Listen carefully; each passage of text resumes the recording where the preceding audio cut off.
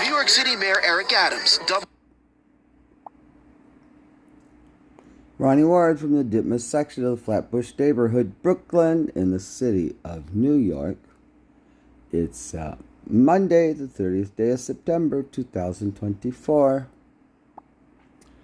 New York City Mayor Adams maintains he won't resign. 3 hours ago, New York City Mayor Eric Adams doubled down Monday on his intention to focus on everyday city business while fighting the federal bribery and corruption case against him. Pix 11 News.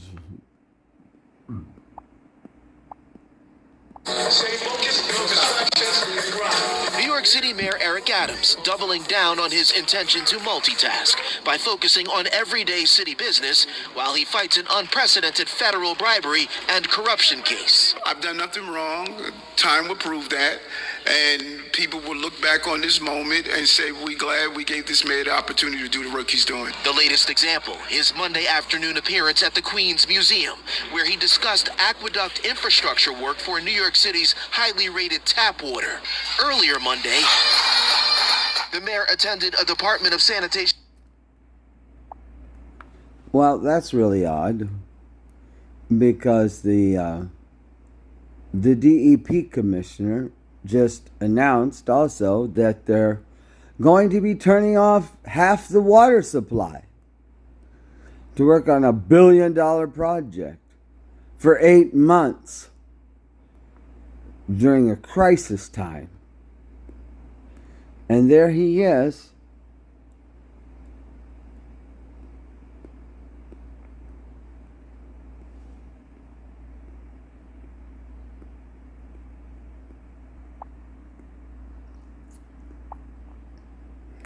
"14 years ago, 2010, The Real Story, DEP Commissioner," on CT Now.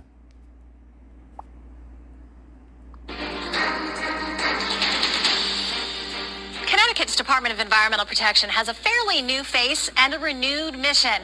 Governor Rell named Amy Morella as DEP Commissioner in September. We are happy to have her here now to learn a little bit more about you and about your new mission. Welcome. Thank you. So tell us, you heard Ed Haberecht, the first selectman from Stonington, talking about some of his concerns about the environmental impact after this recent flooding. What are you keeping an eye on down there? Oh, a lot of things. Our staff were at the Emergency Operations Center during the event, and our staff were also monitoring the flooding at dams, because we have concerns about state-owned dams and also others that are privately owned. Since the event occurred, we've been working closely with municipalities when they've had concerns about contamination, as was just mentioned. We have staff working on that. We're also going out and looking at the dams. We're also coordinating with the publicly owned treatment works, the sewage treatment plants, who are trying to recover from all the water that impacted their systems. So aside from those unexpected events such as that, what do you think the biggest issues are that are facing the state environmentally? You know, we continue to make strides in protecting our air, our water, and our lands, but there's always new challenges. So I think what's particularly unique about right now is we at the agency are trying to make sure that we deliver efficient service for the dollars that the state taxpayers have given us. Right. So we've been working very hard to see how we can do our job more efficiently and be able to do more with the staff that we have. Right, and I know that you guys get beat up a lot sometimes. We had George LaCava, a builder, on last week, and he talked about streamlining, how there's sometimes when he's developing projects, there can be 50 places that he, literally 50 places that he has to go. I mean, talk a little bit more about ways that you've made.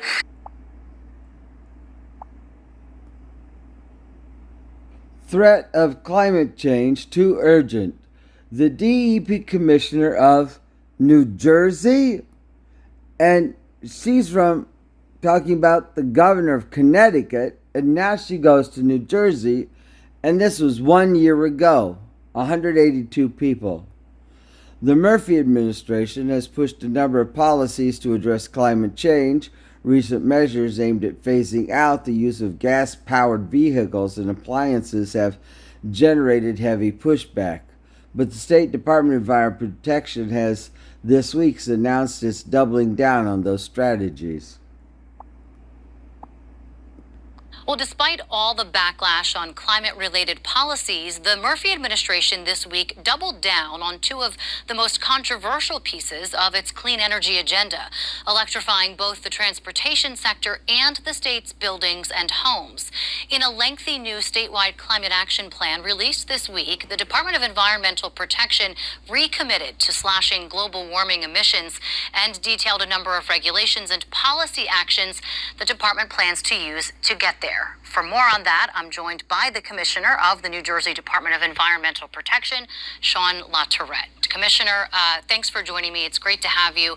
So this plan that you all put out seems as though you are unfettered by the fact that you have groups on both sides of the political aisle, both environmentalists and business leaders, really giving you all some.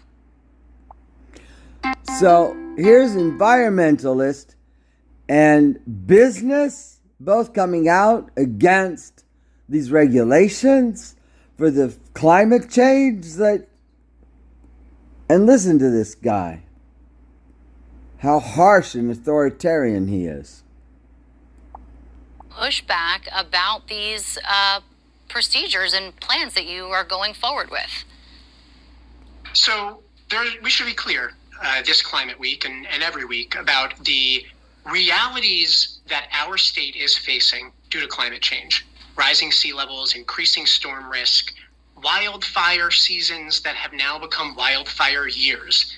This is the time for action, not draconian mandates, not telling folks all the things they can't do, but architecting the policy solutions that are going to protect our communities and our first responders like the brave New Jersey Forest Fire Service members who put their lives on the line to fight the wildfires caused in part by climate change, and for our state police who respond to the floods. We have to honor our heroes through this.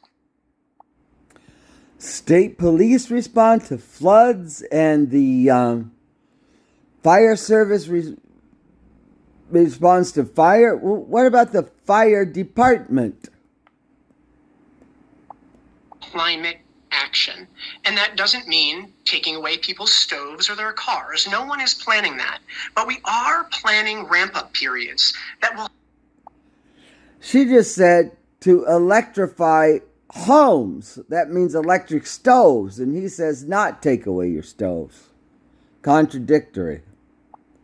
Help to motivate the already motivated market even more strongly to deliver clean energy solutions and to build that pathway. And it's going to take some time, but it's necessary. But Commissioner, to that end, if wildfires and smoke from wildfires elsewhere in North America and homes being destroyed by flooding aren't enough to get public buy-in, what will do it then? Would it not take a mandate from the government? I think it takes three things, and our climate action strategy is part of the first leg of the stool. And that is the directional thought leadership and science that motivates policy. The second leg of that stool is the incentive structures that help to motivate private and individual action, like the $12,000 folks can now save on an electric vehicle through state and federal incentive programs. And then third, it does take supportive regulatory reforms like our inland flood protection rule and the coming coastal flood protection rule. And yes, the advanced clean cars standard that will, over time, ramp up the number of electric vehicles in our market. It won't prevent people from buying a gasoline-powered car. That will still occur, but it does better promote choice, better diversify the marketplace by putting in place the wise policy choices that will help get us there and the incentives that will help people pay for those changes. This is how we do it. This is how we meet the climate moment. No one's coming to take away anything, but we are diversifying choice and putting financial supports behind it. Yeah, clear that up for us, Commissioner, in the little bit of time we have left. It's just some of the misinformation out there about whether or not y'all are coming for gas stoves, coming for gas cars, and what the actual plan is. So I just bought my first all-electric vehicle thanks to the support of our state and federal budgets, and I'm paying less of a car payment for that all-electric vehicle than I was for my prior gas-powered vehicle, by the way. But no one is coming for your gas stove or your gas-powered vehicle. There are always those who fear change, and institutions and organizations who peddle in misinformation and disinformation. And that is a disservice to us all. DEP Commissioner Sean LaTourette, thank you so much. New York City DEP Commissioner Emily Lloyd talks about the rededication of the agency's police academy.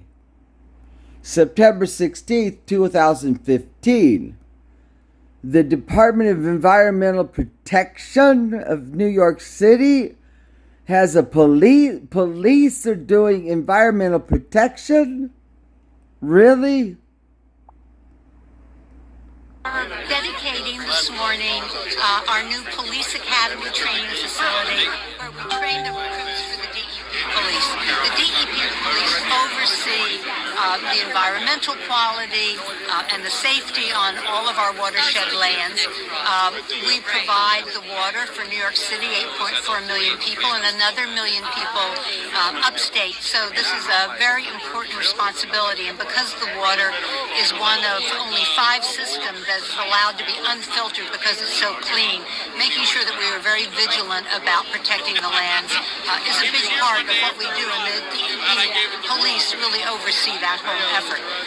We're very happy because we are now, by having the training center here, the academy here, we will be bringing more employees here, and that helps support the economy in Kingston, which is a major host community for us. So we think it's a very happy event.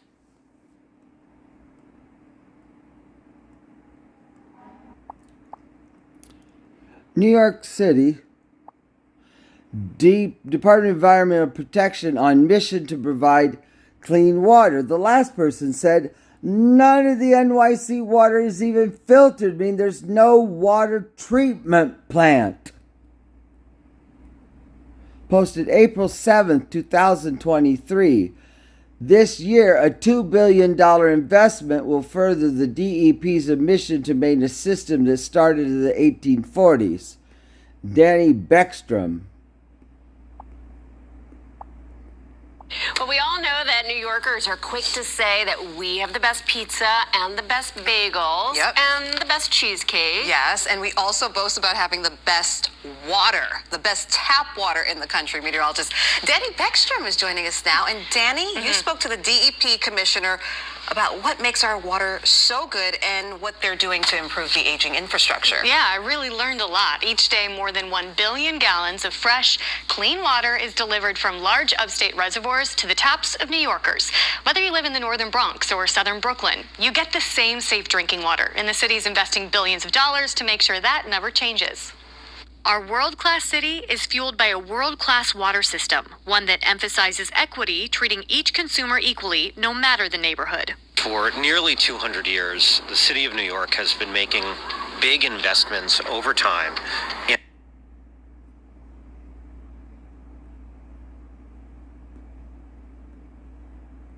Consumer equally, no matter the neighborhood. For nearly 200 years, the city of New York has been making big investments. Rohit Agarwala.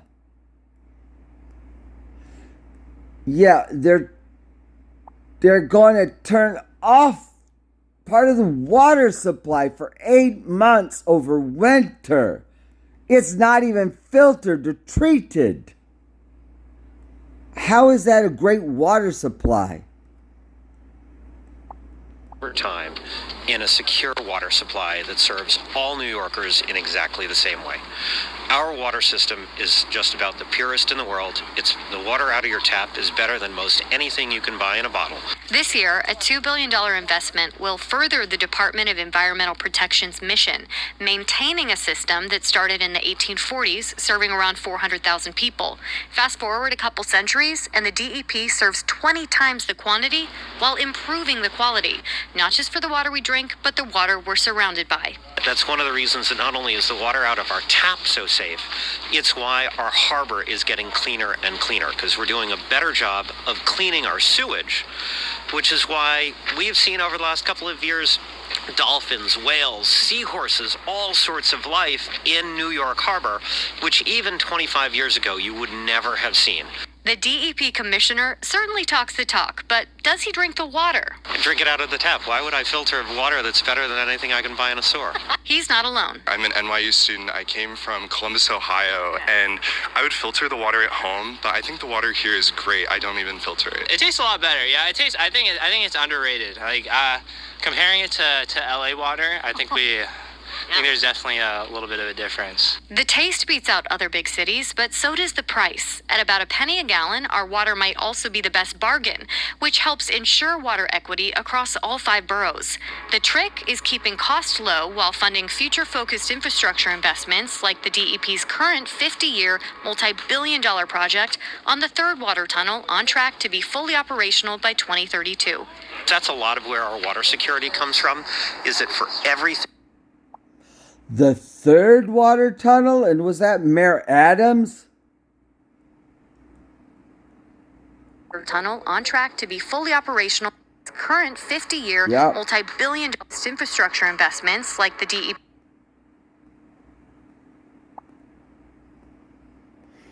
Yep, it is. Mayor Eric Adams.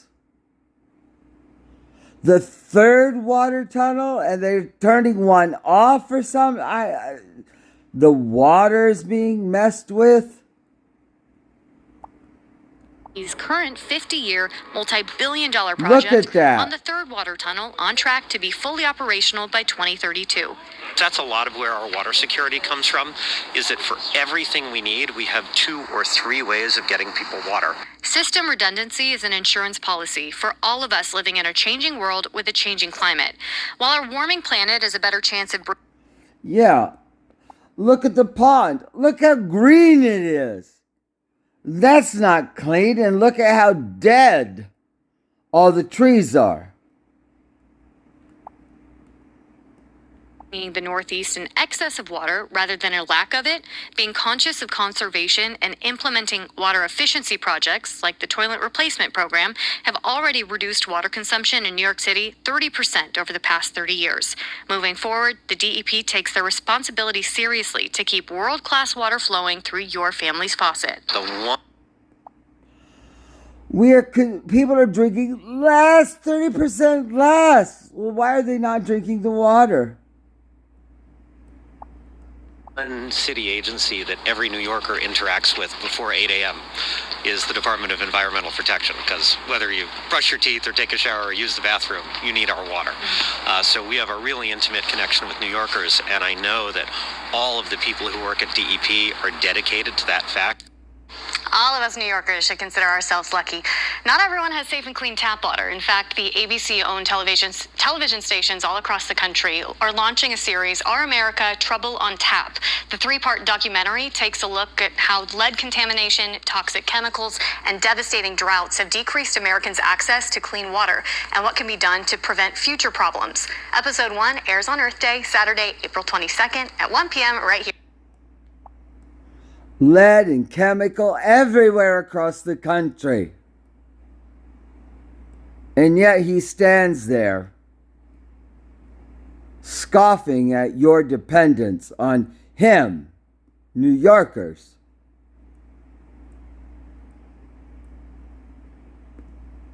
On Channel 7. Yeah,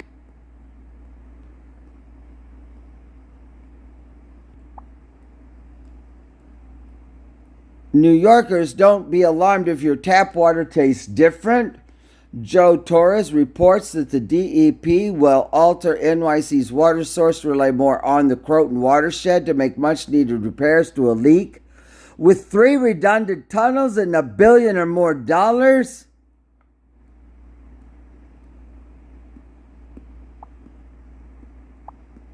It may taste a little different. That's because of repairs to the system that brings the water to your homes and businesses here in the area is being done, and that may require some of it to come from another source. Also means that not only may your water taste different, but the work may impact the taste of our world-famous bagels and pizzas, both of which credit our water quality for making them so delicious. Eyewitness News anchor Joe Torres live in the Belmont section of the Bronx with more. Joe. David and Liz, it is a precious commodity here in the New York metro area, our New York City drinking water. But repairs to a leak in the aqueduct that brings the water to our area, well, that has prompted a change in the source of the water, effective next month. Well, the ripple effect of that spreads far and wide. Any true blue New Yorker can explain why our pizza and our bagels taste so good. Water.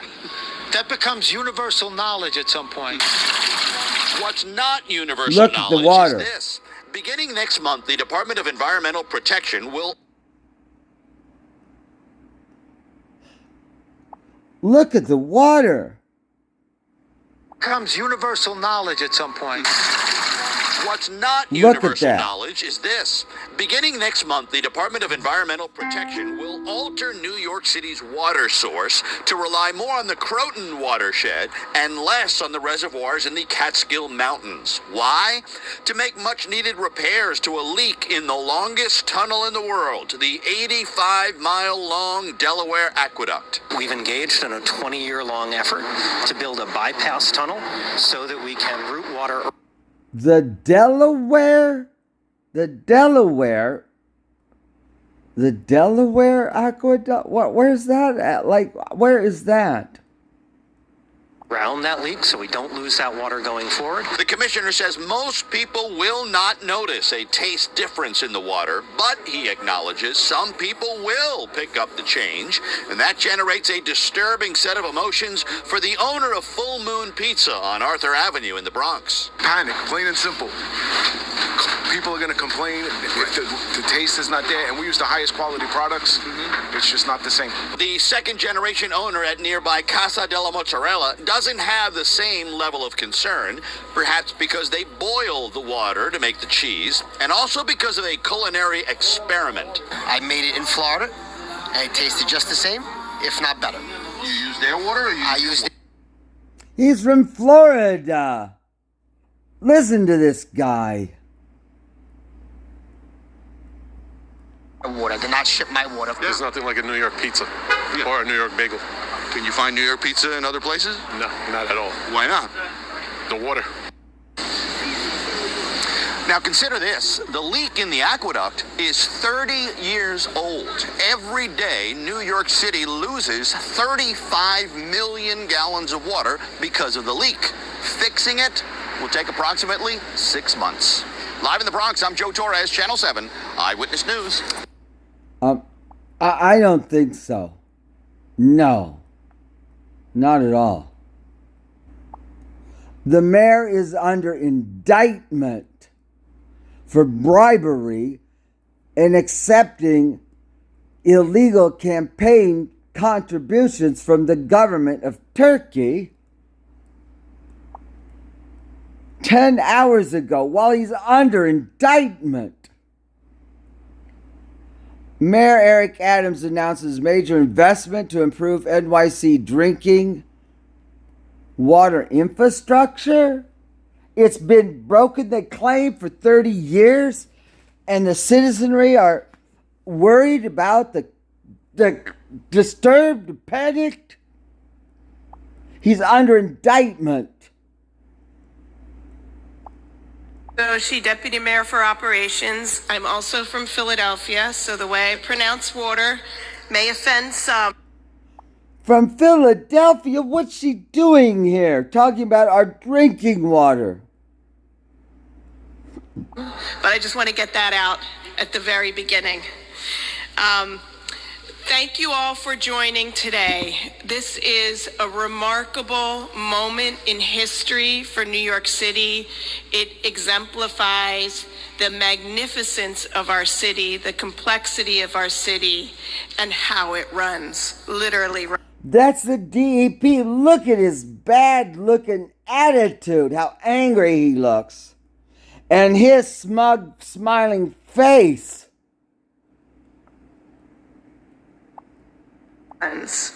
We have the best water system in the country. We have the best water in the country. Our system was built in the 1800s. The water is cleaned by gravity. Look how angry he's seething with anger at her. Look at him. And nature, and it allows New Yorkers to enjoy 1 billion gallons of water every day.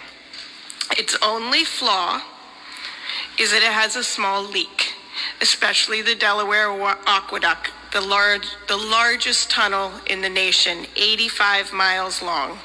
But it's not as simple as fixing your faucet.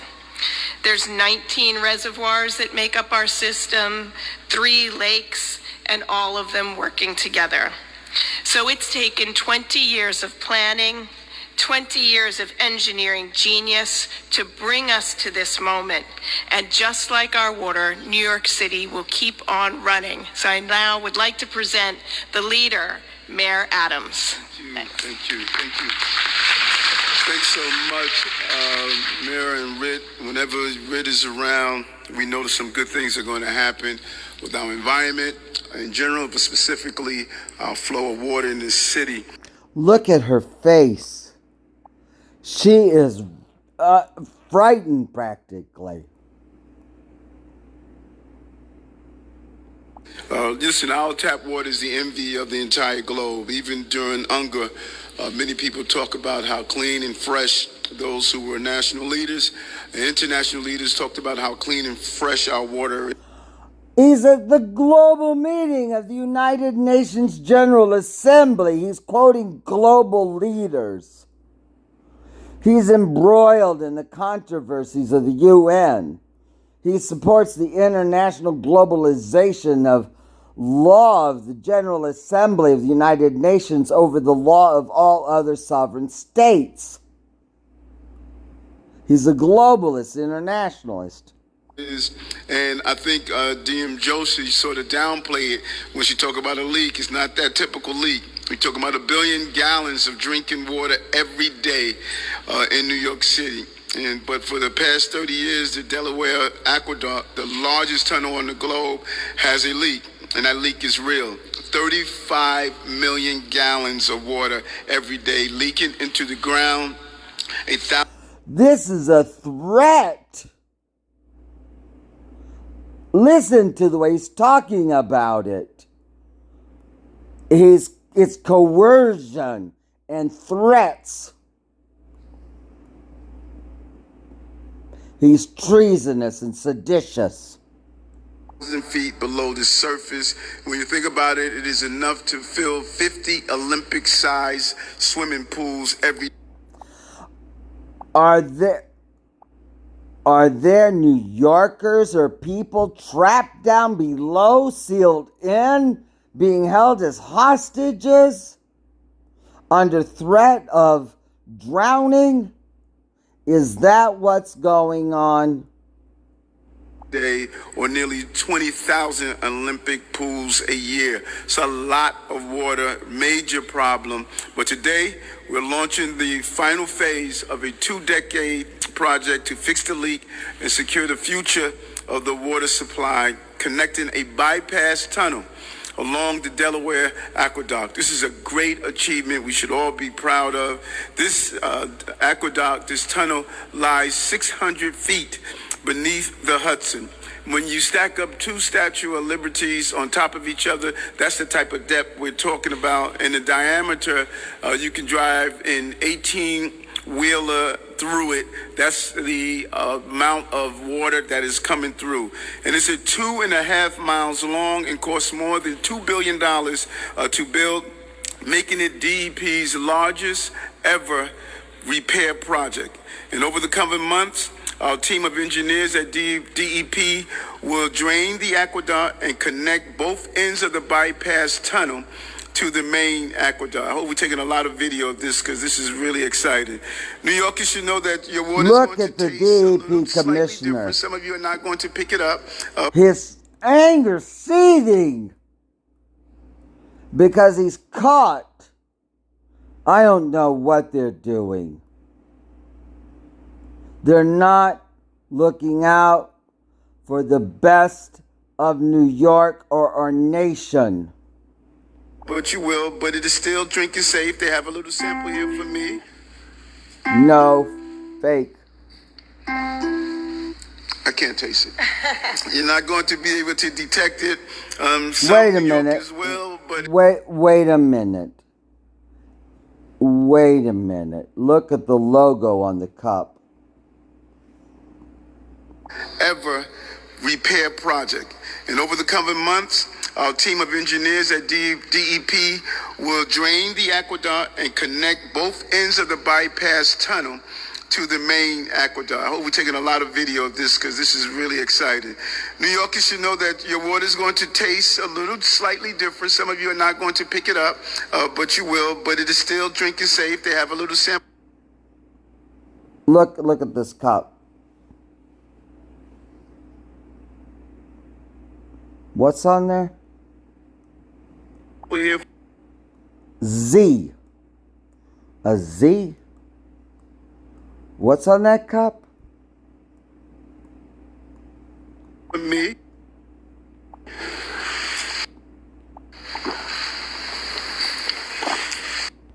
This is crazy.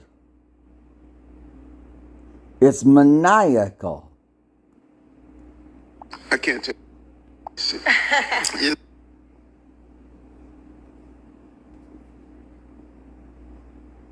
Not going to be able to detect it. Some New Yorkers will, but it's still perfectly safe. Good water. No, it's We're not. using a Unfiltered. new purification system with granular activated carbon. It's similar to what you see in the water pitchers that you use at home. No. This way you can make sure you get... That is nothing. That is not water treatment at all. Good tasting clean water. This is what the types of projects that are important, and really hats off to the previous administration. It's a continuation that we're going to do the final part of the project, but everyone was on board. We knew we had to get it done, and get it done is what we accomplished. Great job, Rick. Great job, DM. Thank you.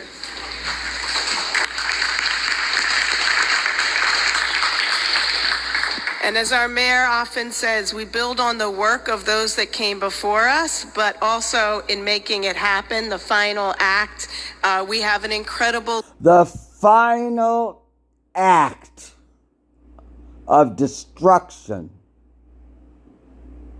intimidation. leader, our DEP Commissioner, Rit Agarwala. Thank you. Thank you, Mayor. Thank you, Deputy Mayor, for your support for this project and your commitment to DEP's broader mission day in and day out. At DEP, we take our responsibility to deliver clean, safe, delicious drinking water. He keeps his head down so you can't see his face. He's deceitful. For nearly half the state's population very seriously. We do this every day. In no project is the pride and excellence of our workforce more evident than in this project, which is 20 years in the making. As the mayor and deputy mayor noted, New York City has the best quality and best tasting water in the world. That is not an accident. It's the result of centuries of 180 years of superb engineering and planning by people who had an eye for what the long-term potential of this city could be. New York City would not be what it is today without the Delaware Aqueduct. In fact, the map of the watershed that's in the room next door was created for the 1939 World's Fair. That's why this repair project is such an amazing feat and engineering marvel. There's a lot that goes into these achievements that people don't see every... First, I want to thank our entire workforce, 6,000 New Yorkers who work hard every day. 6,000! 6,000?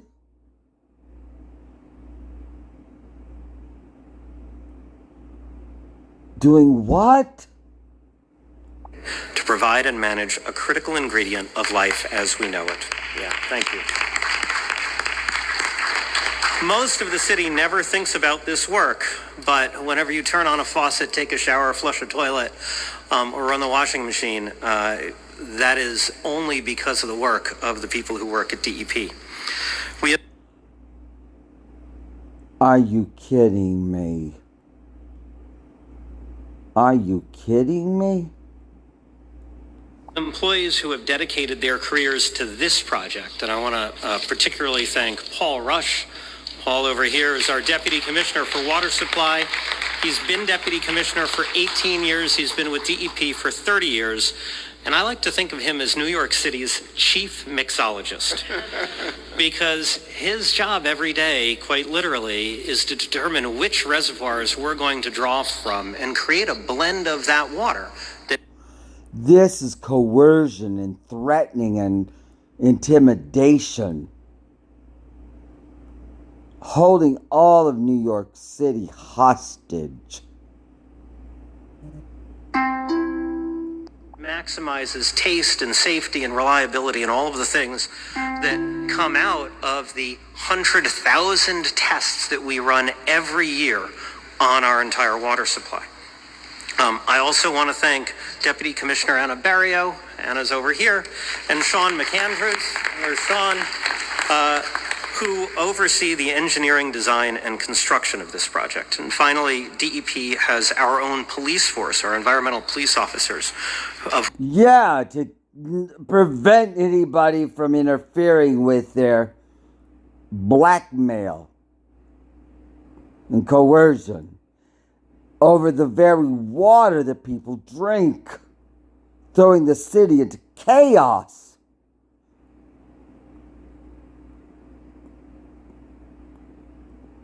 We are extraordinarily proud, and they protect our infrastructure every day. It's taken us 20 years to plan for this project because the scale of this project is so massive. As the mayor said, you could drive... Look the way the mayor's holding his hands. They train you about doing this power holding on TED Talks and all kinds of places. He gives himself away. A tractor trailer through the Delaware Aqueduct, which is 600 feet below ground and, as he said, is 85 miles long. They have loaded people into trucks and put them down there, and they're threatening to flood them and murder them. Submerged.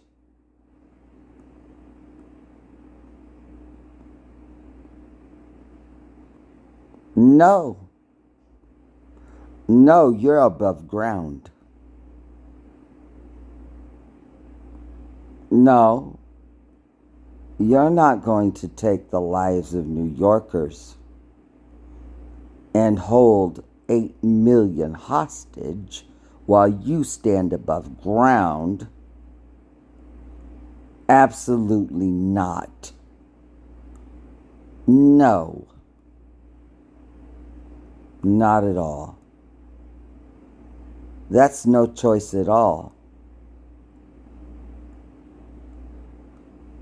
They need to be arrested and thrown in jail and locked up. All of them.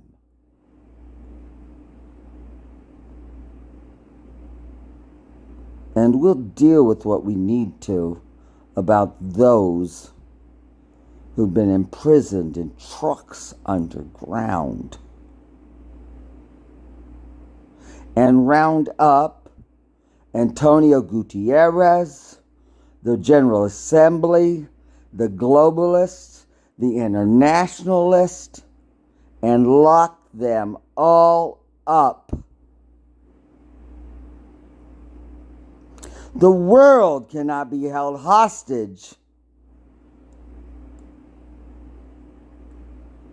The college-aged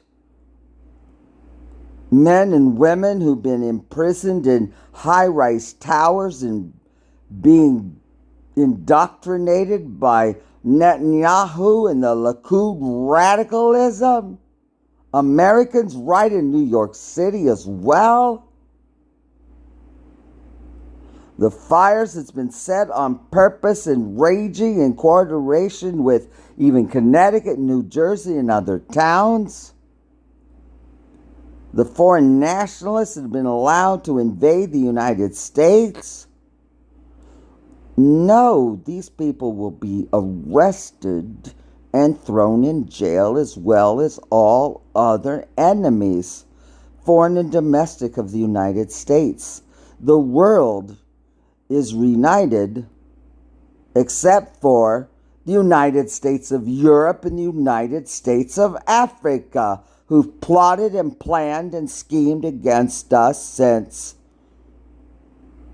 1945, 80 years next year, pretending to be our friends and allies.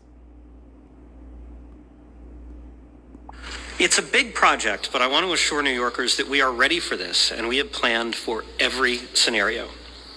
We have ample... I don't think so. I don't think they have planned for every scenario. They have no idea.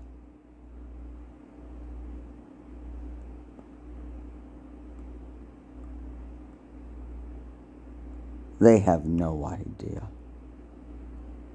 of the might of the American people and our dedicated, loyal allies and friends who have been preparing for this for as long.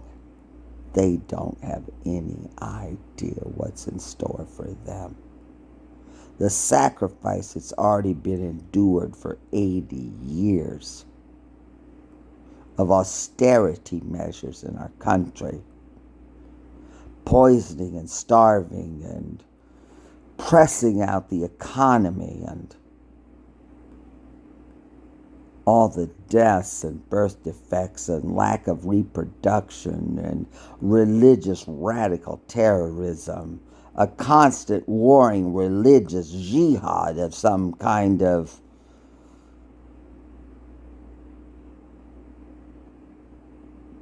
people that are unimaginable in their attitudes and contempt for humanity. They have no idea what lies in store for those that are on the ground. They don't know at all. They have no idea. Not at all. Nathan Hale of the Revolution of New London, Connecticut, was standing to be hung by the British. And he said, "I regret that I have but one life to give for my country, because if I had another one, I'd come right back fighting." And again, and again, and again, and again. They have no idea. No idea. Arrest them and lock them up. All of them. And we will deal with not only those imprisoned in trucks in a tunnel, but the tens of thousands of other Americans and other citizens in Canada and around the world who's been suffering under this as well. 6 or 8, who knows, millions of people slaughtered and murdered all through World War II. Sacrificing their lives, fighting the terror of that time, that all the rest of us are still living today. Generations. The brave men of D-Day, the only living veterans of World War II are from the United States of America. They went to D-Day in France and stood there with honor and pride and allowed Emmanuel Macron to take the award of Napoleon, who tried to conquer all of Europe, to pin it upon their lapel, knowing with contempt what he had done. They are still living and have lived to see it vanquished once and for all. They have no idea. Water reserves to last us the duration of the project. We're doing this project over the winter because we as a city use less water during the winter than we do during the summer. That is a bold-faced, deceitful, contemptuous, seditious, and treasonous lie of intimidation and coercion and blackmail. We have backup plans for basically every scenario. If worse comes to worse, we can stop work on the project, reconnect the existing aqueduct, and while that would cost us time and money, we would be able to go back to our current water supply leaking. How just wrong-headed.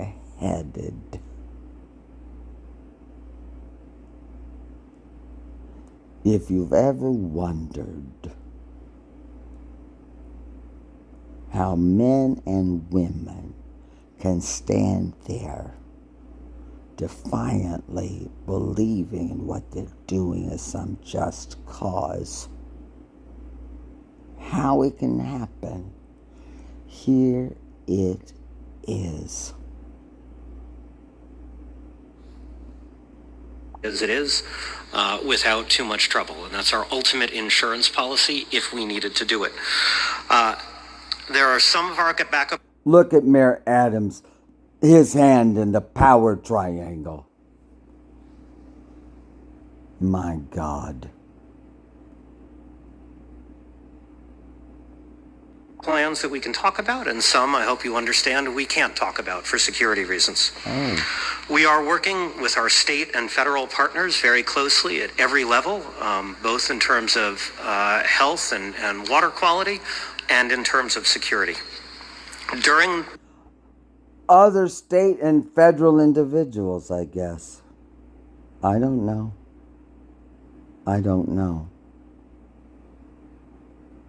They're not helping in this endeavor.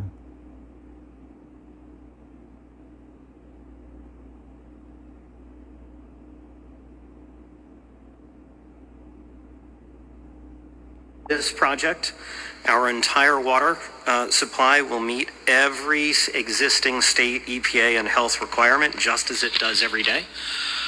We will be testing our water supply constantly throughout this project, just as we do every single day.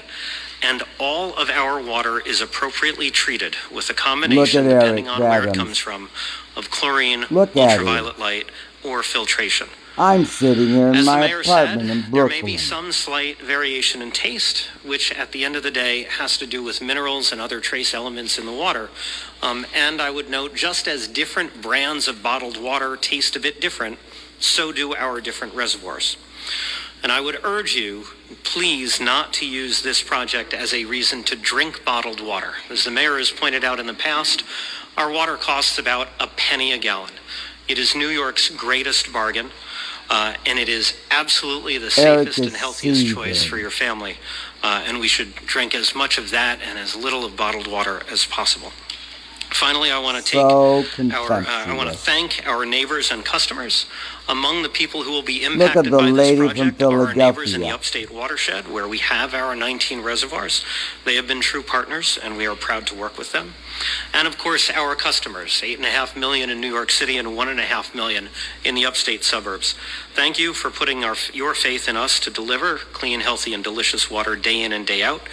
Every time a patron in a restaurant chooses tap over bottled, we know that people are making the right choice for the environment. We know that people are making a vote of confidence in the work that these great city workers perform, and I am grateful for that. It's a privilege to be here. It's a real privilege to do this work. And on a personal note, I just want to remark, the mayor mentioned the long time scale and the work we do building on previous administrations. I was in this building in December of 2006 when Mayor Bloomberg launched Plan YC, and it was the first time that the city had spoken publicly about the issues facing the Delaware Aqueduct. So that was 18 years ago that I've been involved in this, and we started. Bloomberg Financial, internationalist, globalist, monetarist.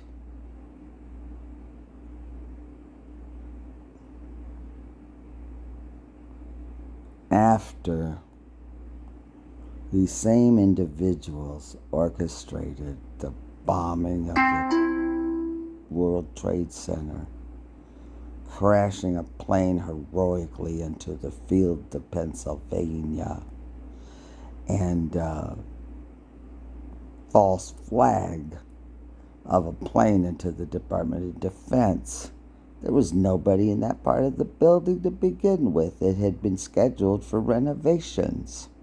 If they wanted to destroy this country, the pilots of the plane, they would have flown it right into the Capitol. They didn't. They figured they already had it. Why destroy the Capitol? How foolish.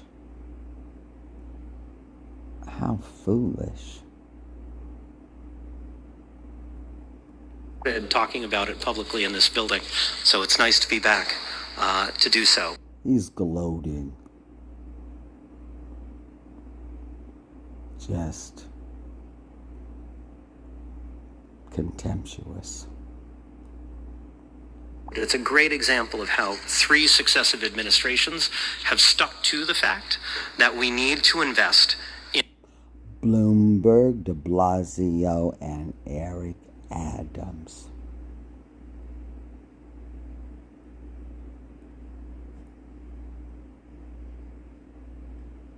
Barack Obama,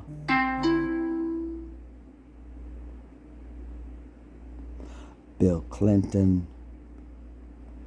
George H.W. Bush, and Ronald Reagan, and the Iron Lady Thatcher of Great Britain, the government of France, and the radical ideology of scientists and rocketeers and murderous, violent, contemptuous of the western part of Germany, conspiring together with Churchill to undermine our government through Project Paperclip, to come over to here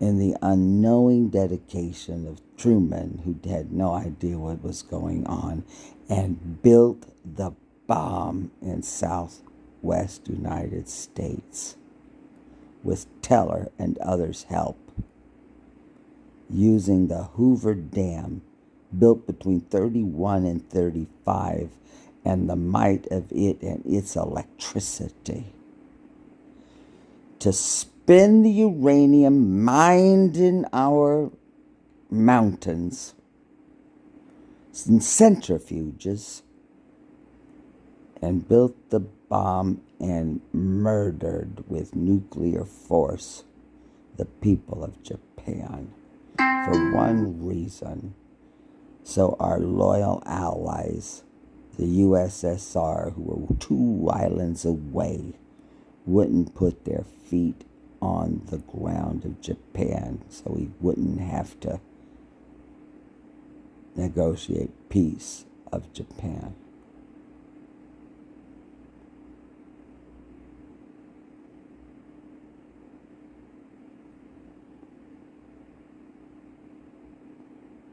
If this project was started in the 1830s, well, we needed reliable water.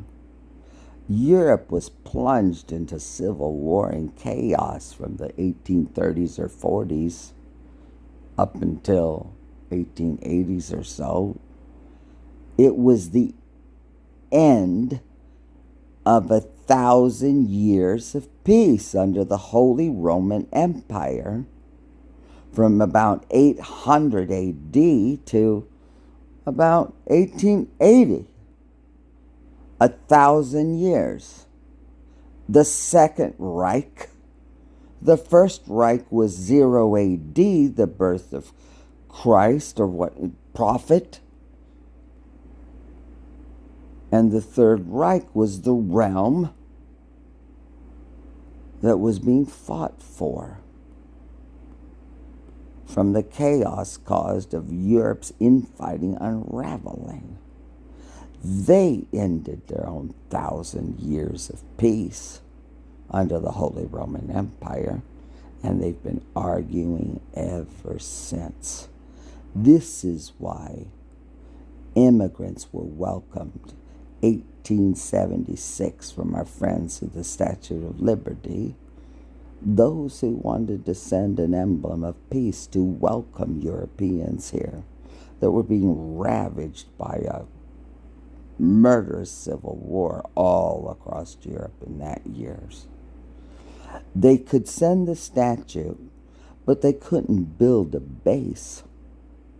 Emma Lazarus, of Jewish descent, wrote the famous poem, "Give us you're tired and you're poor and you're hungry." We had to raise the money ourselves to build the pedestal upon which she stands, the rock upon which she stands, welcoming all to our harbor.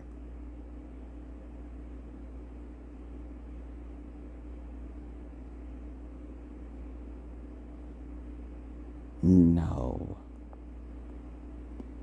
not at all.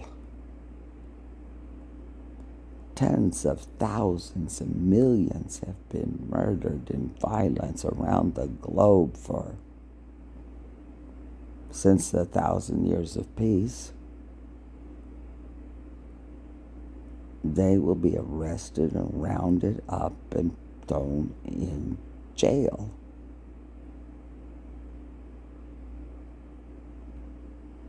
Things like this critical piece of infrastructure that will not only serve us and our children, but frankly, this is a project that will be serving New Yorkers 100 or 200 years from now. And so it's a real privilege to be involved in it and work with these marvelous people. Thank you. Infrastructure is an endurance sport for sure. Next, I'd like to bring up our Councilmember Gennaro, who leads all of the issues in the council on environment, climate, and obviously water. Thank you. Thank you. Thank you. Thank you, Madam Deputy Mayor. Yeah, this has been a long time coming. Project that will be serving New Yorkers 100 or 200 years from now. And so it's a real privilege to be involved in it and work with these marvelous people. Thank you. Well said. Infrastructure is an endurance sport for sure. Next, I'd like to bring up our From Councilmember Philadelphia. Gennaro, who leads all of the issues in the council on environment, climate, and obviously water. Thank you. Thank you. Thank you. Thank you, Madam Deputy Mayor. Yeah, this has been a long time coming. I started with the Environmental Committee in the Council back in 1990 as staff of the committee, and this started, we started talking about this. I became chair. I was elected to the Council in 2001, started in 2002, and from the get-go, we've been talking. 2001. November.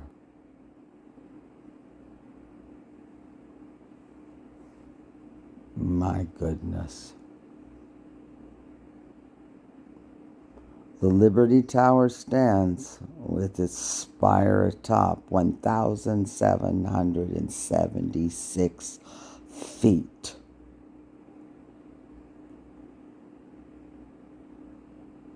We just celebrated the 23rd remembrance of all those who sacrificed their life that day.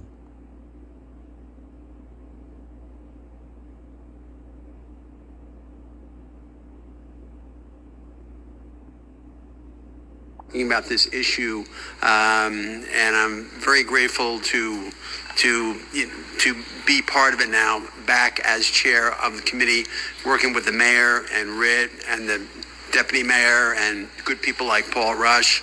I want to reinforce Rit's message: drink not of the bottled water. We don't need that. We've got the best stuff. I got my little container right over there. I put it out of sight, but always try to stay hydrated, and you should too. And this is, and there's so many wonderful things that we could talk about at the watershed. Stay about the hydrated. watershed, but Keep drinking water.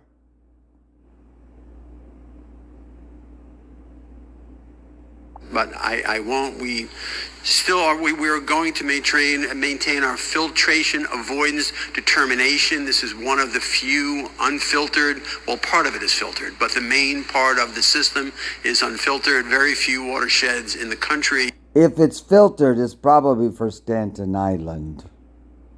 My guess. My guess. Have that level of purity that they can sustain that. Most watersheds that look for this kind of exemption to not filter are not granted that. And New York City really. We don't have an exemption. They've just never done otherwise. The way back in getting that filtration avoidance determination. I am going to do that hearing on that. We're going to do that. So make sure we keep that going. I have nothing but praise for the mayor in his management of all things environmental. My great colleague Rit, that I go back many years with, the great deputy mayor, and my good friend Paul Rush. Very happy and privileged to be here on this occasion with the mayor and Rit and all the people who really make this happen. Thank you very much. Thank you. You on topic? If we ask on topic, can we not ask off? No, you can't. You can do both. Rit, you're going to be able to Oh, no, you can't. You can do both. Listen how he speaks to that woman, the reporter. Dismiss. Oh, no, not you. You can do both. Is this a picture? Why don't we show this picture? Yeah, well... Explain that. So this is what's going on. So this is the existing aqueduct that was opened in 1944. Over the last 6 or 7 years, we've drilled a bypass. There's 2 shafts here. And what we're going to be doing over the next 6 months is actually connecting them so that the water flows through the new tunnel, which is not leaking, and never will, thanks to the great engineering work of people like Sean. No, it's down below. I mean, are you kidding me? Really?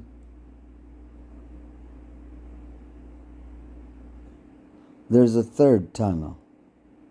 There is a third tunnel. Yeah. There is a third tunnel.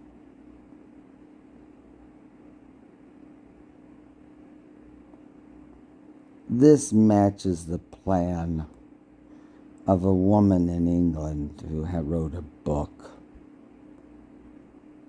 about a tank below a space with greens on each side and a bow hanging, and I just saw a video on it. This is the same design. Are you kidding me? A book. Lady Gyllenhaal or something?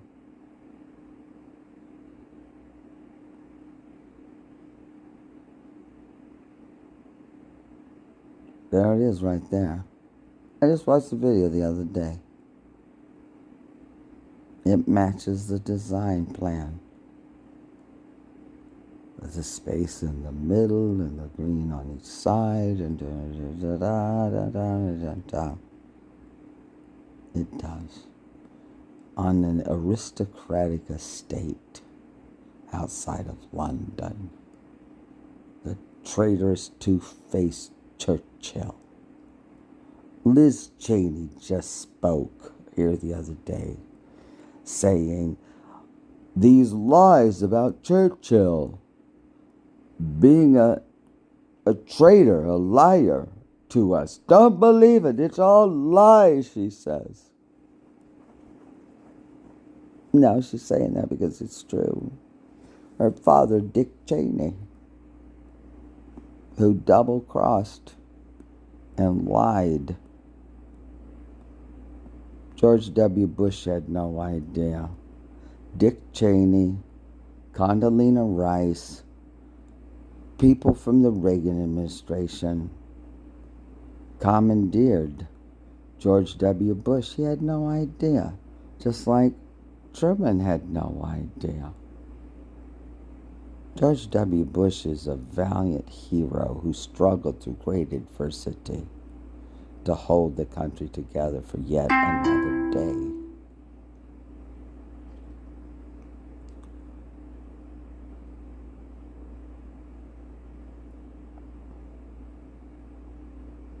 "20 years from Reagan to 2000, plotting and planning.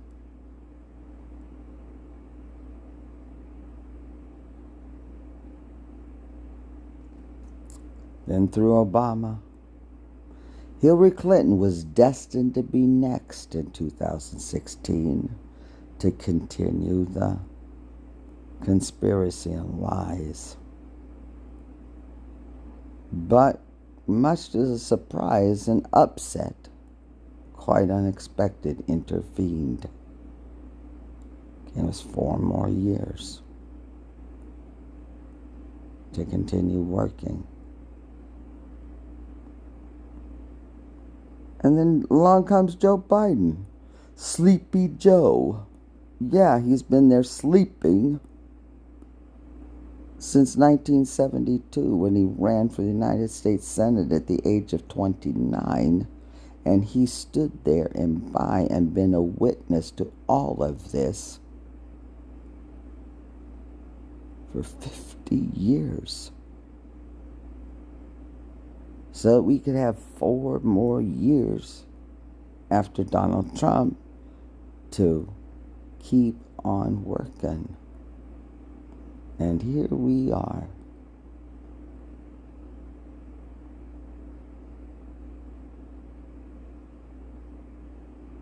As everyone says, the United States election of 2024, the most consequential election ever in the history of the world.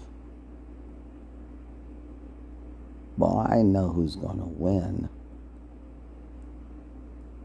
The people of the great state of New York, the Empire State, the United States, and those who believe in free, sovereign nations, our friends around the world.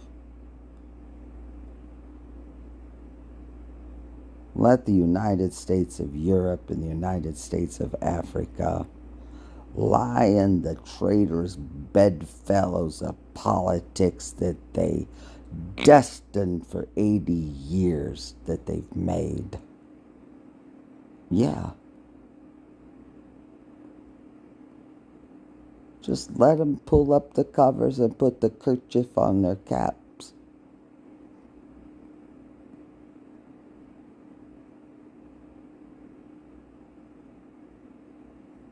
The rest of the world has moved on already without them.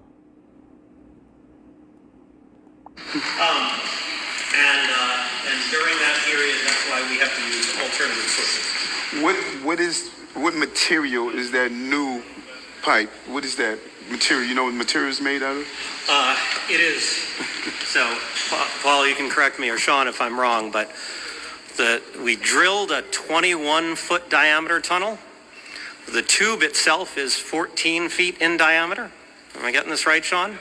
Which means we've got 3.5 feet of casing, and that's a combination of layers of cement and concrete, steel, and an interior liner. This thing is not going to leak. I was curious. I noticed over the last 2 years in the city record listings, there seemed to have been an increasing amount of acreage being acquired by the city around the watershed. Was it in preparation for this, or was it just sort of a normal acquisition of land around the watershed?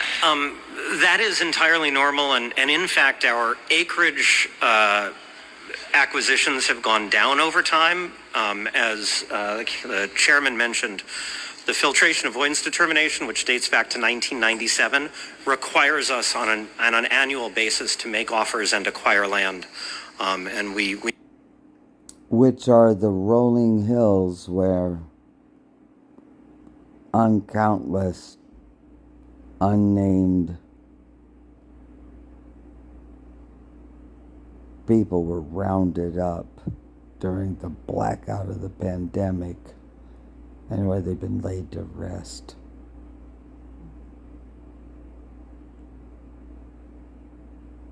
With new trees or life planted on top of them. That's happened all across Canada as well, and other places around the world. Zero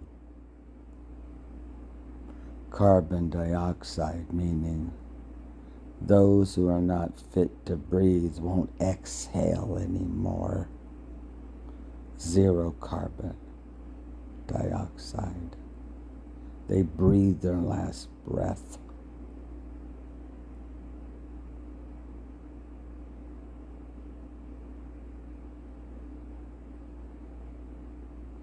Climate change. Yeah, we're changing the climate of things around here, the political climate.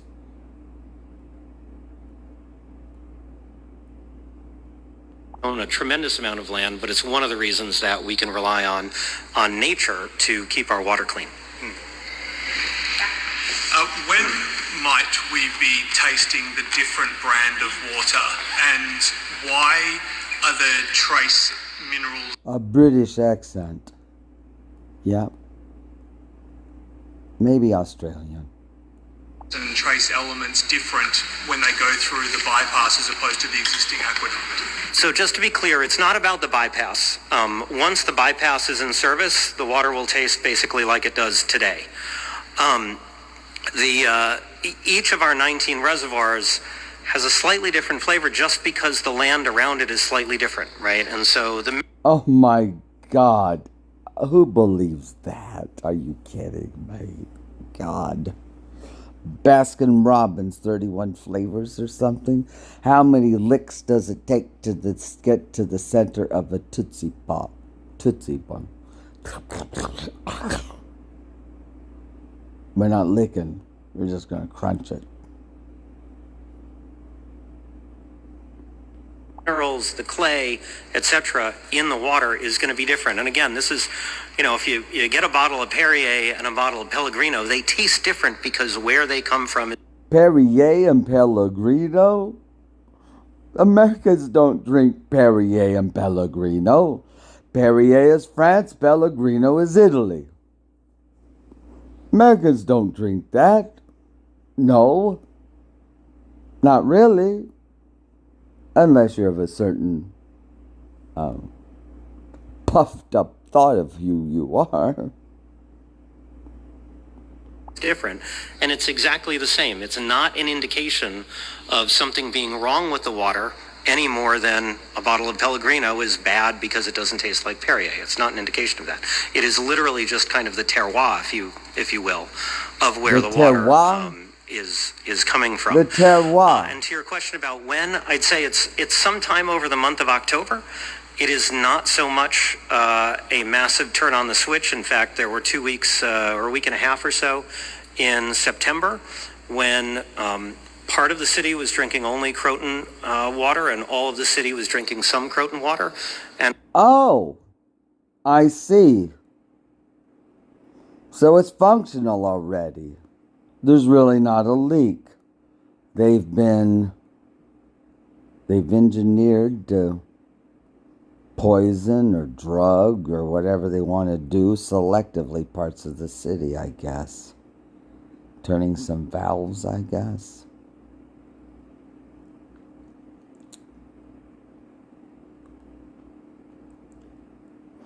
Well, as it's recorded in the Hebrew scriptures of most notably of the Christian Bible, and God put a sign into the sky, the rainbow, that the world will never be destroyed by water again. They're powerless to destroy the world. It's already been promised that it won't. That's ancient. Whatever your faith or belief is, that's right. They have no faith or belief in anything but themselves and their radical ideology. They're feckless. we got a grand total of maybe 20 some odd additional phone calls concerned about taste and odor, and at the end of the day, nobody noticed.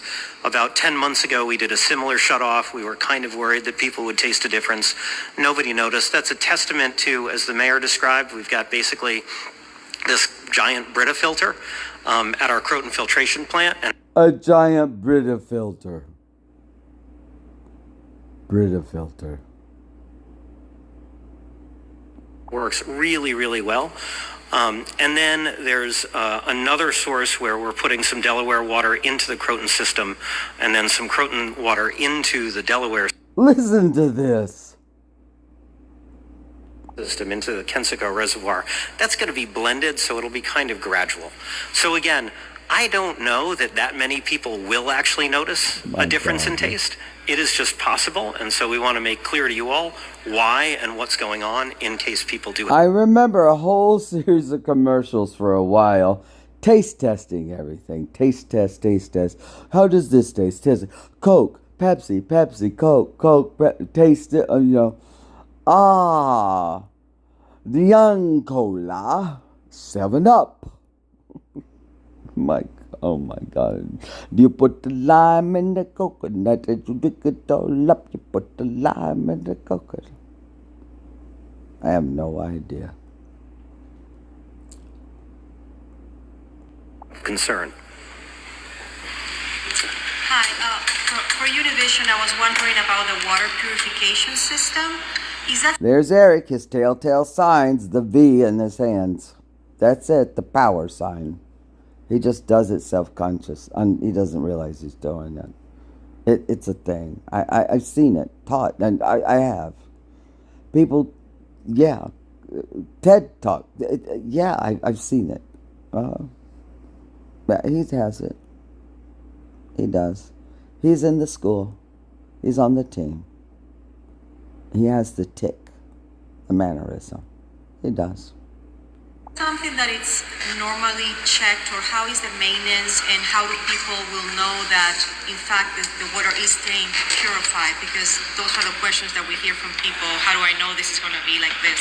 Well, look, let me restate. We have 3 labs. And from every step in the way, from each reservoir itself, some of the streams feeding our reservoirs, each of our facilities, down to ready to pump whatever poison. The vessel with the pestle has the pill with the poison, and the flagon with the dragon has the brew. That is true. You may have seen we have hundreds of these silver things on the street that say New York City Water, and those are literally a faucet that plugs straight into the water main. We take samples. We run 100,000 tests on our water every... Oh, thousands of these all over the city to just pour a little bioagent in any one of them. You can't stop us. We have people standing by to put the pill of the poison in any of them, I guess. Is that what he's saying? Is that what he's saying? Year. And so the fact is, every New Yorker can be confident that the water has been treated appropriately. We have to comply with New York State Department of Health regulations, and we do so rigorously. I get reports on this every single day. That is the data that Paul and his colleagues use to look at which reservoirs actually have the cleanest taste or what have you on a given day, and dispatch that water preferentially to the city. So no New Yorker has to worry about whether the system is functioning. It always functions, and we are always treating the water appropriately. Yes, my question is, there's all these storms going around in the rest of the country. What happens in that type of case? You mentioned no leaks, but can this handle if there is a flood or a surge of water coming in? How does that work? Yes. Look, I mean, intense storms are a risk for our reservoirs as they are for any surface water system. But one of New York City's great strengths is we have 19 reservoirs. Right? And again, that ability that our Bureau of Water Supply has to dispatch different reservoirs means... There's a Bureau of Water Supply too? They said they had 16,000 DEP workers.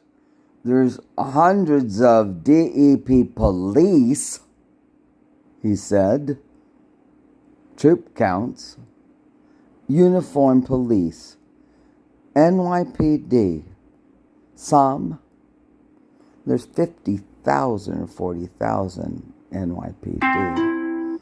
There's 600,000 law enforcement officers in the communities all across the country.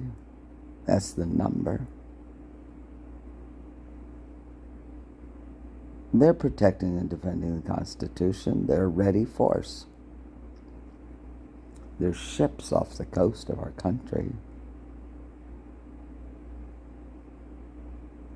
China and the Russian Federation have been practicing joint drills together. I don't know where their ships are now. There's thousands of jet fighters ready to be dispatched wherever they need to be. There's other troops on reserve stationed around.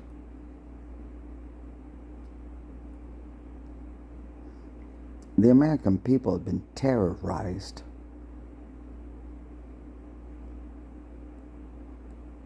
Over the past 3 years already. They're standing firm, tending to what they need to tend to, despite what's going on. I mean,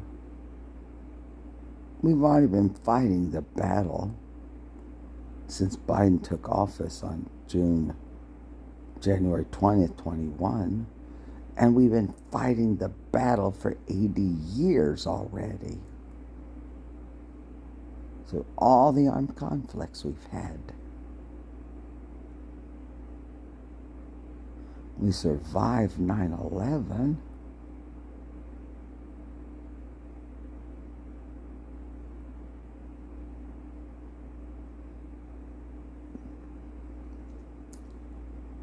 You can avoid any where there might be a localized problem. And the thing that we know is that over time, if you just wait a couple of days, that the impacts of a storm will dissipate, right? And we have the luxury, unlike most systems, because we have multiple reservoirs, that we can just literally turn a reservoir off for a few days, let it settle, and then it's back to normal. So I would leave it at that. We are going to be in good shape through this process, no matter what comes our way.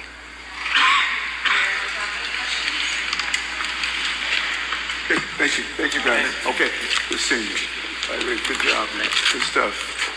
Jim, you want to come into the room with the... Where's that room with in there? Okay, I'll be there in one moment. Trust me, it will be quick.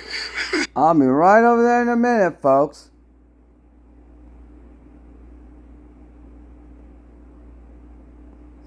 Overture, curtain lights. This is it, the night of nights. No more rehearsing and nursing of parts. We know every part by heart. Overture, curtain. That's all, folks. Ba, ba, ba, ba, ba, ba, ba. Yeah.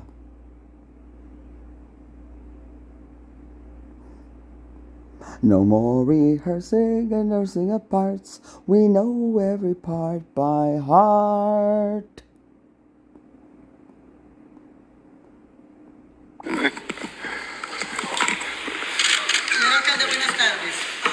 know that the governor had the power to remove you from office. Have you talked to her about this, or have she called you to talk about this?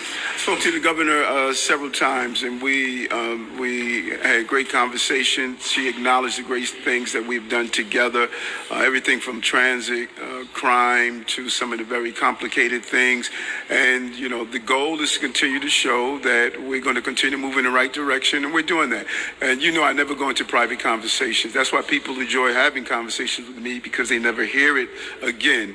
I'm excited about continuing being the mayor and doing the work that I've done. Except all of his emails, they're published in the indictment. They're traitorous text messages that he sent to people, his words and theirs, on texting. They're in the indictment. The indictment is 56 pages long. Includes all of those. The money he received from Turkey. Turkey just opened a consulate. Cut the ribbon on the building today or something. Turkey knew what they were doing.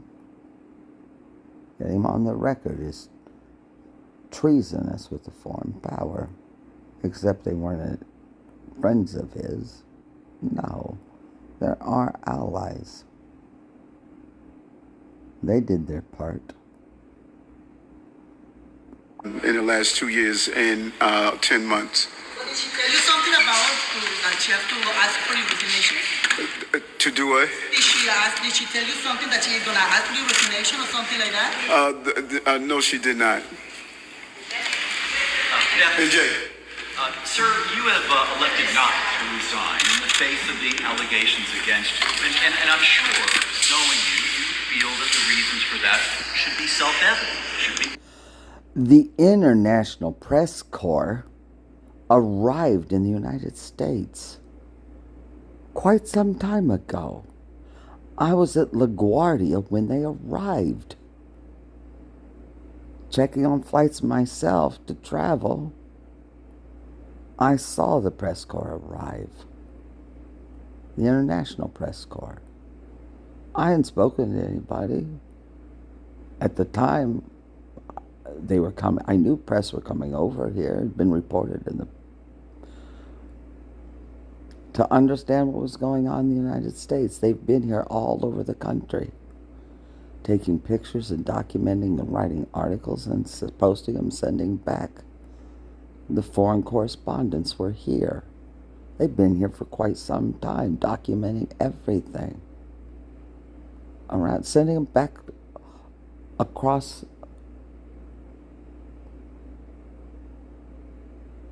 to our allies around the world. They've been here documenting and talking to people and interviewing.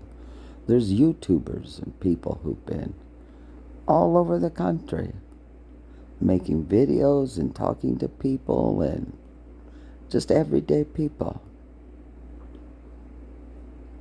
for quite some time as well.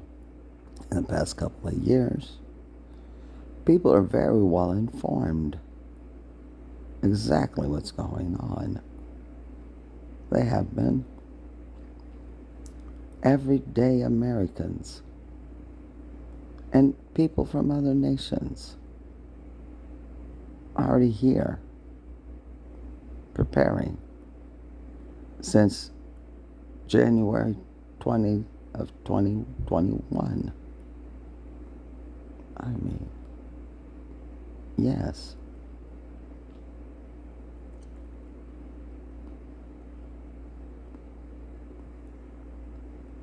Obvious why you wouldn't resign. But there are people who are calling for you to resign. Can you take a moment and explain to us your reasoning for why you're not resigning? Well, okay, you said there are people who are calling for me too, but are you going to acknowledge there are people that are saying, Eric, hang in there? So we have to, this is New York. You know, you guys have heard me say this throughout my time in office, 8.3 million people, 35 million opinions. And so the countless number of people who have called me, They know why they want him to just hang on. Yeah. More time to prepare, to arrest them and throw them all in jail.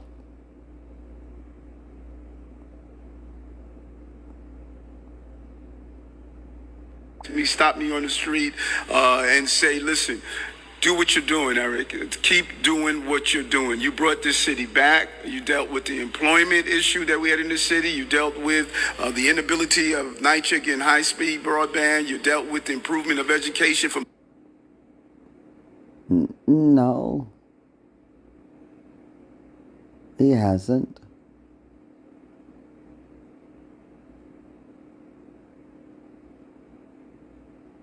And neither any place across the entire nation. So it's been reported out of Congress. The House is treasonous and traitorous as well, and so are the 49 Democrats and 2 independents in the Senate. They're traitors and treasonous. Dyslexia screening to all the other things. You brought down crime from a 40% increase when I took office.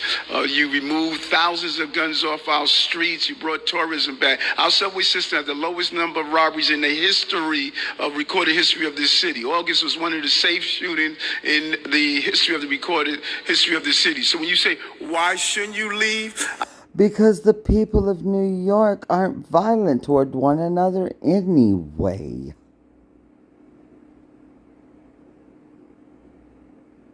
Of course we're not.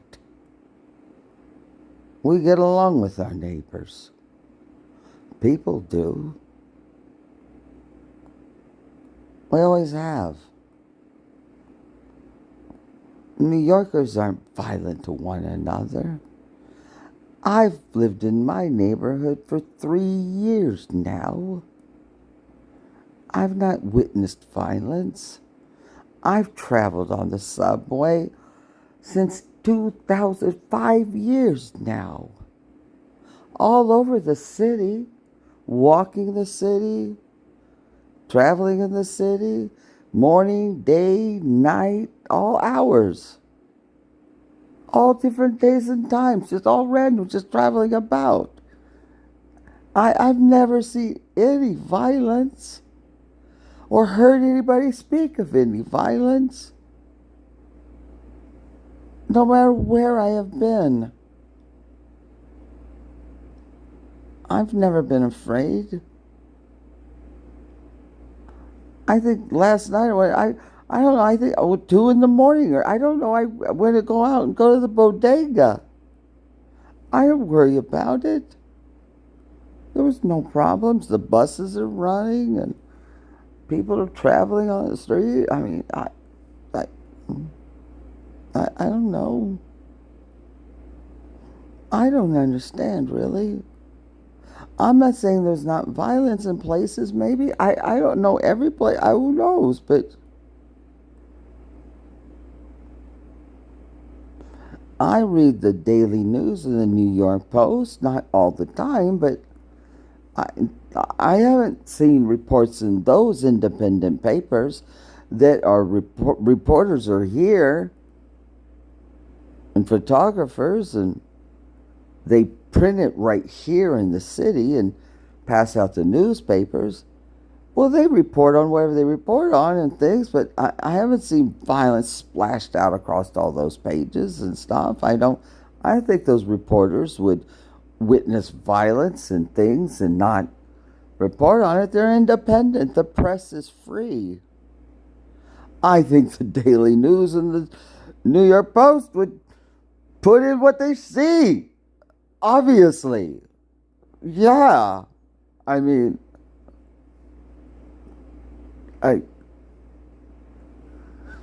well, they're not part of some conspiratorial cover-up stuff. They have integrity as journalists, a free press. They run the presses right here in the city and bundle it and pass it out like a newspaper. You know how many reporters they have for those papers? All those journalists? I don't think so. That make no sense. They're professional journalists. How many are? I have no idea how many there are. Well, they're not going to participate in that. They're going to be asking questions like these journalists were in this room. Asking the questions, getting the mayor on the record. We got a job to complete. This is a resilient city. And the spirit of this city and that resiliency is important. There's not a New Yorker that's not going through a terrible period or a tough time. No one wants to go through this. But the reality is, everybody in my neighborhood has a smile on their face going about their business, working and shopping and food and birthday celebrations. I mean, we have clothes and kids shopping and birthday balloons and plenty of food to eat. And I don't know. I don't know what he's talking about. I don't see any sad faces or moping. I nowhere. I don't know. I mean, I haven't.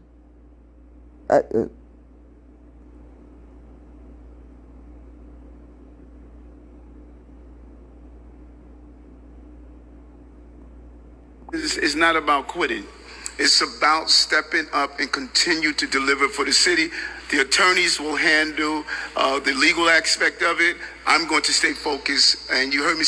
His attorney, Spiro, from Thursday today, every press conference he gives, it sounds like doesn't know what he's even talking about, or the law or anything else. I can't understand what the guy even says or means. It's just, I don't know.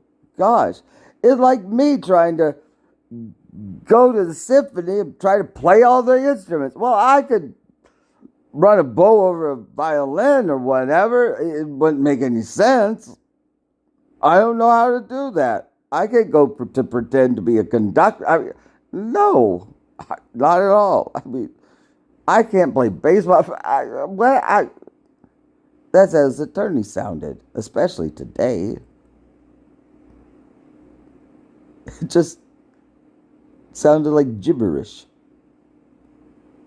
And over and over again. Stay focused, no distraction and grind. All of y'all hear that in your sleep. Because that's what I have to do. Because if I send the wrong message to New Yorkers, that tough times mean you disappear or you abdicate your responsibility, that's the wrong message. I've done nothing wrong. Time will prove that. And people will look back on this moment and say, we're glad we gave this mayor the opportunity to do the work he's doing. What's going on? Good afternoon. How are you? I'm good. How are you? Given the accomplishments that you just mentioned, what are your thoughts on the potential for this case to negatively impact your legacy? My legacy and the legacy of the 300,000 plus New Yorkers that inherited a city that was filled with COVID, 217,000 migrants and asylum seekers, the uncertainty around public safety and many of the other things like we're doing, like patching up the tunnel, the finished leg of that. That legacy is going to be intact. I think when people look back on this administration and see what we have done for those 40,000 children that went through our educational system, the lives that we've saved, and how we really turned around the economy. Bond rate is. On September 11th, there was a jam-packed Video Hits MTV Video Music Awards. 20,000 young people, older, celebrating and having a good time. You from all across the city, of people from around the world were here at UBS Arena, rocking it out and having a great time. They know what's up, in a way. Just, I don't know if many people are aware that the bond rate is raised. And their parents knew where they were going and felt safe for their children to go. Absolutely. There are people there from Brazil and Puerto Rico and all around the world that came here. I mean, New Yorkers were there performing on stage, and music and lighting and a celebration. They wouldn't be there if they felt unsafe, or their parents wouldn't let them go out. Our bonds, they just double down on it and say this city is moving in the right direction. The legacy is going to be clear, and the best picture of that legacy is when y'all all read my book. You're not going to believe what life has been for 2 years and 10 months. This is going to be a bestseller. Get that best bottle of wine that you have, and those of you who are into cannabis. My book. He's promoting a book to talk about his legacy. His legacy. He's been indicted by the United States Attorney.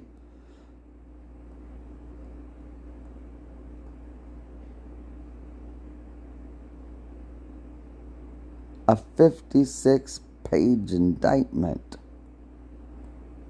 of all the details, the text messages, the money from Turkey has been booked as deposited.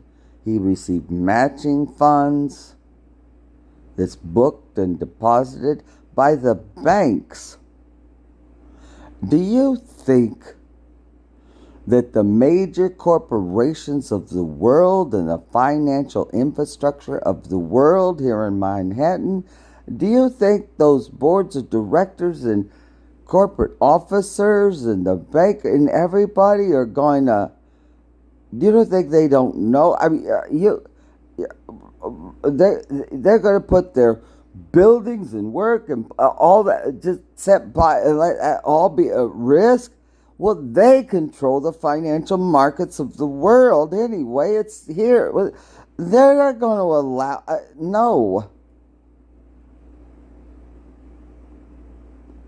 You can roll a joint and just sit down and read my book, because you are going to be really amazed what life has been for 2 years and 10 months. I understand that you don't share the contents of your private conversations, but the governor this morning said that she is hoping that you can correct the case. Those were her words, to write the case. What can we expect from you in the coming days to prove to Governor Hochul that you are fit to stay in office? Hold on. When we make movements and announcements, we do so. I got a good team, and the team has been sent down. We're very conscious of the moment that we're in. We're not. Our heads are not in the sand. The team has been sent down from what? Foreign nationals from other countries have been called down somewhere? From Canada? Sent down? What is he talking about? We're very conscious of the moments that we're in and what we must do moving forward to continue the success that we had. But it's important for Rit Agrawala, his team, DM Mira Joshi, DM Williams Isom, Deputy Mayor Maria Torres Springer. Our friends and allies around the world are watching all of this as well.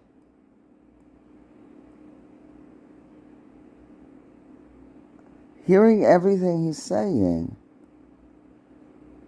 In capitals and consulates and embassies of our friend, they know as well, far better than I do. I don't know all the details of everything, of course not. I know what I've seen in the public press, that's all. There's far more than that I don't know and anybody else doesn't. To defend their peoples and nations from this consequence, they can't afford to allow that to happen either.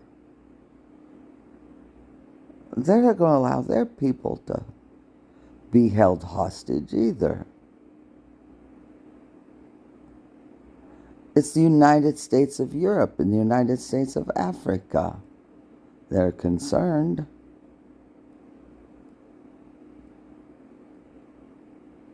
The leaders of all the African nations. I don't. That's all on the public record to read and see and hear about. I only know what I know on YouTube and read.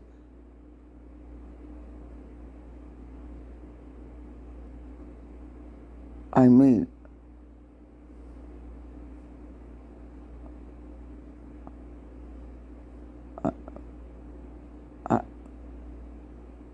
I just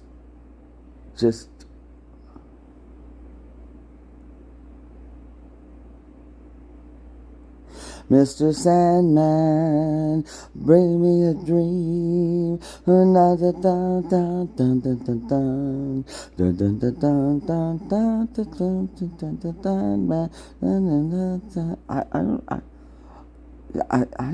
I don't know.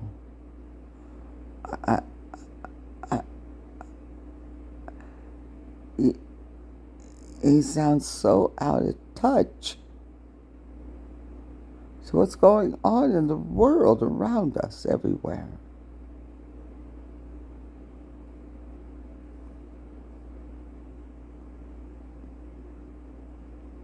And Anna Amazar, who are the four important pillars, it's important for them to tell their troops, we have work to do.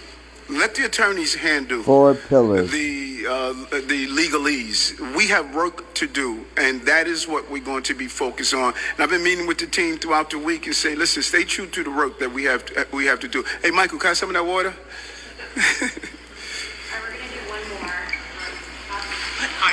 What happened to Jackson on top?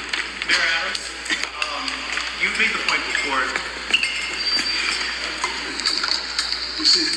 Look at his French cuffs.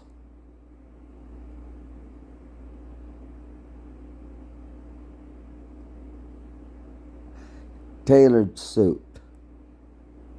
Silk tie.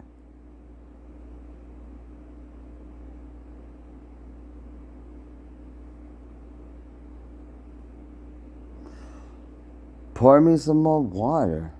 What? Pellegrino and Perrier?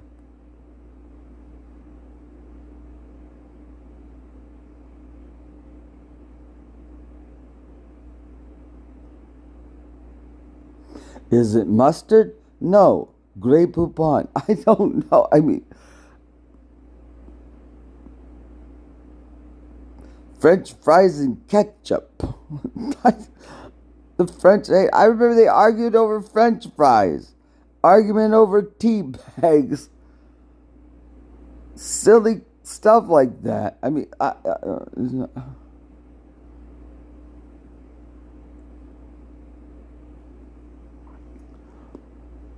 it's just, I have to laugh. It's humorous how foolish it is.